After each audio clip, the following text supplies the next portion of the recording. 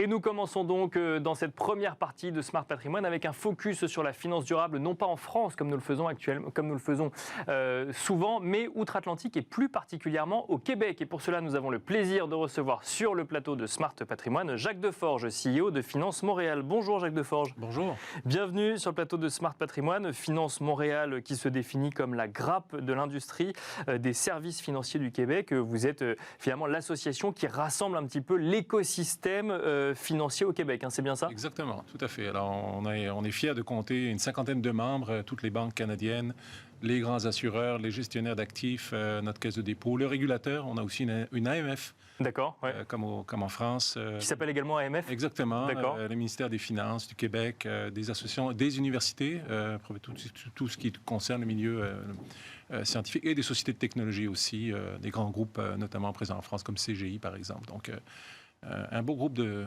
Et vous avez donc créé une délégation que vous dirigez, qui est actuellement en France à l'occasion du Climate Finance Day, avec cette idée de venir échanger avec l'écosystème français sur les enjeux de finance durable. Pourquoi c'était important de se déplacer pour venir échanger avec les acteurs français? Mais écoutez, premièrement, pour vos auditeurs, peut-être ne le savent pas, mais il y a une relation historique, bien sûr, entre la France et le Québec qui va au-delà des images, des grands arpents de neige, comme on dit, mais c'est une porte d'entrée naturelle pour la France en Amérique du Nord. Et donc, de manière générale, pas forcément de manière générale, sur une foule énormément de Français expatriés au Québec, par exemple. Et le Québec, au sein de l'Amérique du Nord, est une société un petit peu distincte.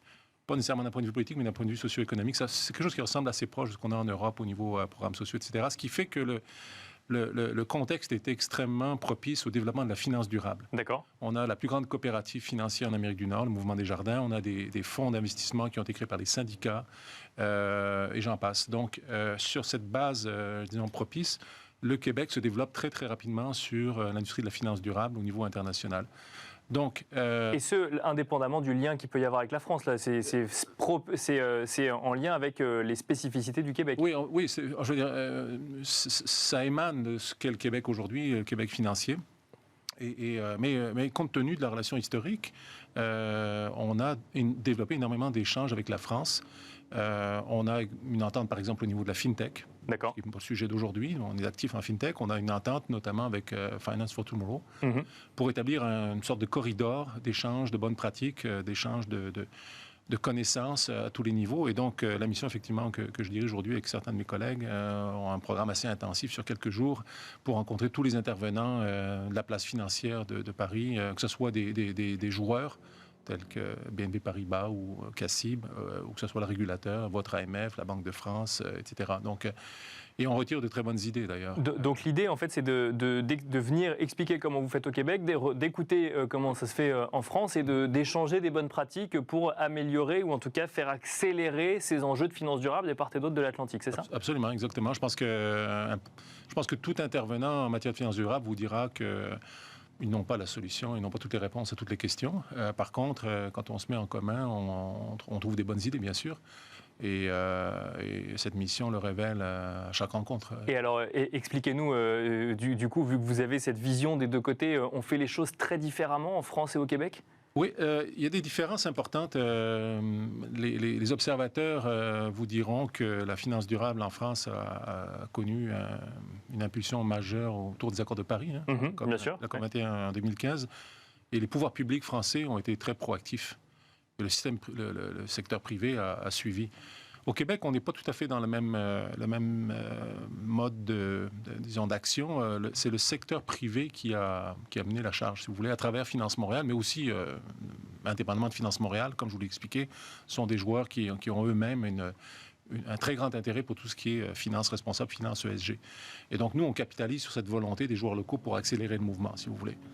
Et pourquoi c'est plus porté par la sphère privée que par la sphère publique? C'est parce qu'il y a un lien historique, il y a une prise de conscience des acteurs privés? En fait, si vous voulez, quand vous avez, je ne sais pas, par exemple, des fonds d'investissement qui ont été créés par des syndicats, avec des valeurs d'engagement social très, très importantes.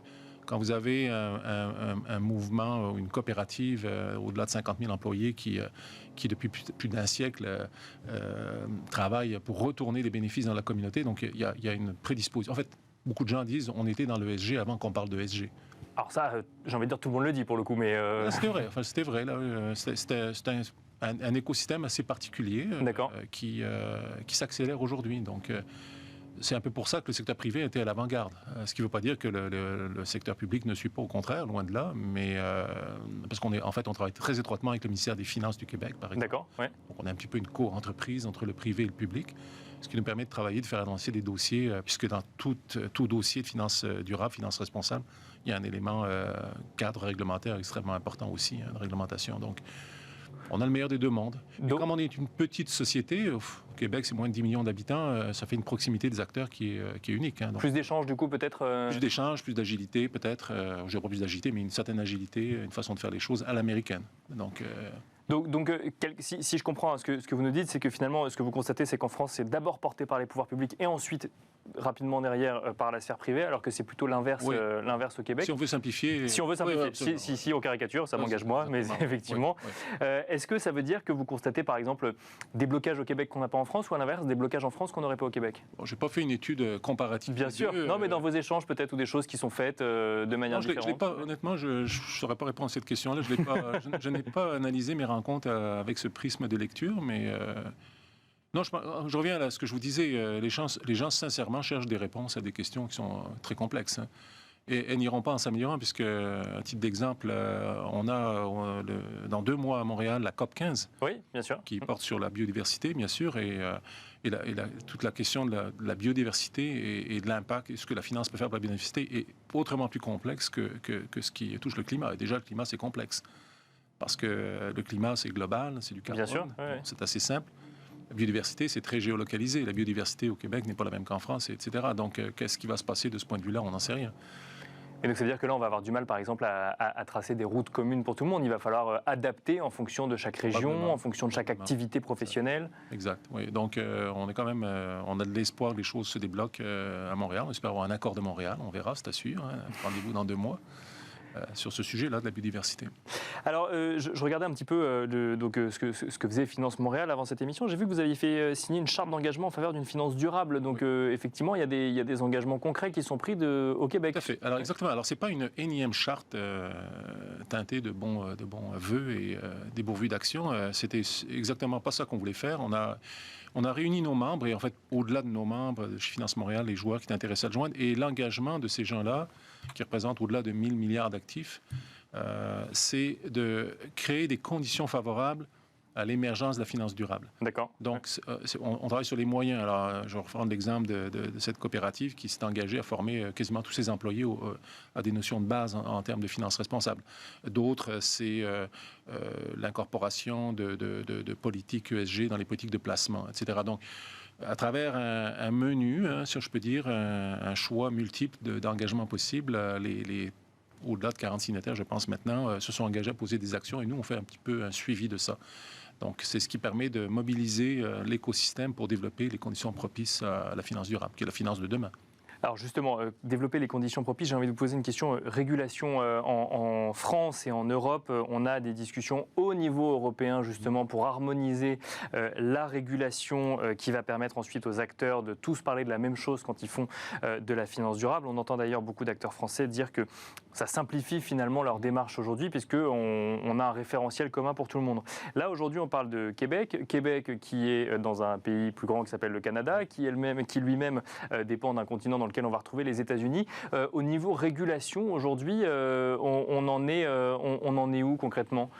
Ben écoutez, je pense que ce qui rejoint un peu toutes les zones géographiques, c'est une volonté je dirais, de standardiser les choses. Parce que pour un investisseur et pour un émetteur, on y perd son latin, si on peut dire. Et donc, si on veut avoir une compréhension commune et une mesure commune de la performance par rapport aux engagements que les gens prennent sur le climat, il faut avoir une norme commune.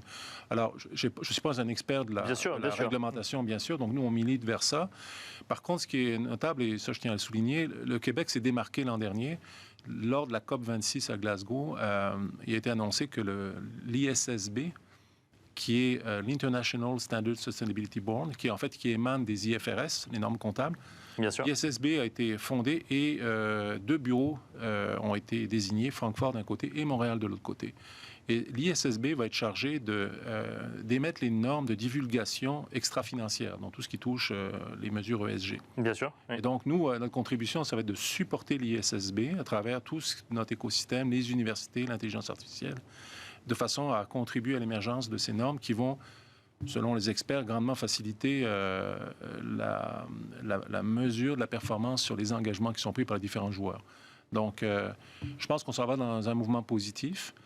Et à cet égard, le Canada et le Québec en général jouent un petit peu un rôle, encore une fois, de pont entre l'Europe et les États-Unis, hein, parce qu'il faut que ça soit mondial, il faut que ce soit global, cette norme-là. Sachant que pour le moment, effectivement, si je parle de régulation de manière plus générale, il n'y a pas de régulation mondiale, donc il va bien falloir faire des ponts entre différentes régulations, exact. Même si toutes les régulations ou toutes les réflexions en matière de régulation n'en sont pas au même niveau aujourd'hui. Merci beaucoup, Jacques Deforge, d'être venu sur le plateau de Smart Patrimoine. Je rappelle que vous êtes CEO de Finance Montréal. Merci donc, et quant à nous, on se retrouve tout de suite dans Enjeu Patrimoine.